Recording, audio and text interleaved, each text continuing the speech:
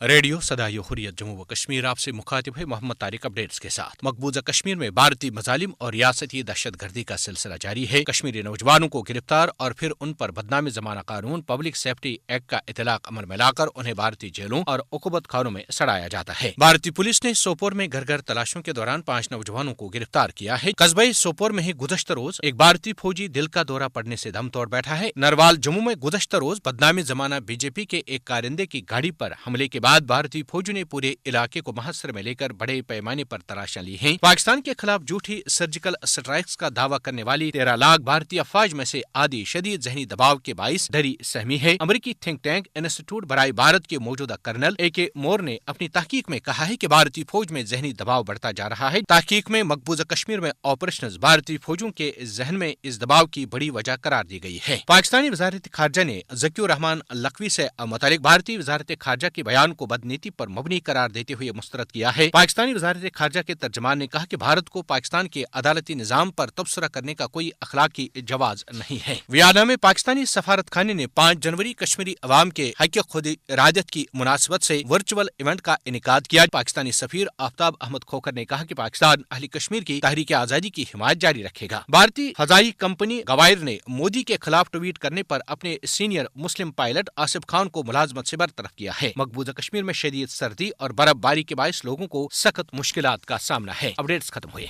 भारतीय गैर कानूनी जेर तसल्लुत जम्मू कश्मीर एक ऐसी खिते सरजमीन है जिसके मकीन बुनियादी इंसानी हुकूक के बगैर जिंदगी गुजारने पर मजबूर हैं। कदम कदम पर भारत की काबिज फौज खौफनाक जंगी असले के साथ किसी भी निहत्ते कश्मीरी को अपनी दरिंदगी का निशाना बनाने के लिए हर वक्त तैयार खड़ी नजर आ रही है। भारतीय हुकूमत ने कश्मीरियों के कत्लेआम के लिए अपनी काबिज फौज को इफ्सिपा और दीगर काले कवानीन के तहत खुसूसी इख्तियारात भी दे रखे हैं। इन काले कवानीन के तहत दिए गए खुसूसी इख्तियारात की अफ्यून के नशे में बदमस्त भारत की काबिज फौज आए रोज कश्मीरी नौजवानों को दौरान हिरासत फर्जी झड़पों में शहीद कर रही है, जबकि पब्लिक सेफ्टी एक्ट के तहत हजारों हुर्रियत पसंद कश्मीरियों को गिरफ्तार करके भारतीय जिंदा खानों में कैद कर रखा है। पब्लिक सेफ्टी एक्ट के बार बार निफाज से जहां भारतीय जेलों में कैद हजारों कश्मीरियों की रिहाई को नामुमकिन बनाया जा रहा है, वहां इन काले कवानीन के निफाज का मकसद कश्मीरियों को खौफजदा करके हक खुद इरादत के मुतालबे से दस्तबरदार करना है। इंसानी हुकूक की आलमी तंजीम एमनेस्टी बारहा मकबूजा जम्मू कश्मीर में इन सियाह कवानीन के खात्मे का मुतालबा कर चुकी है। इसी तरह अक़वाम मुत्तहिदा के ह्यूमन राइट्स कमीशन ने भी अपनी रिपोर्ट में भारत से इफ्सिपा के खात्मे और पब्लिक सेफ्टी एक्ट में तरमीम करने का मुतालबा किया है। कश्मीरी दुनिया के दीगर अक़वाम की तरह बावकार जिंदगी और हुसूल इंसाफ के हुकूक के मुस्तहिक हैं, लिहाजा अक़वाम आलम और इंसानी हुकूक के आलमी इदारे भारत को मजबूर करें कि वो इन सियाह कवानीन के जरिए कश्मीरियों के बुनियादी इंसानी हुकूक की पामाली फिलफोर बंद करे।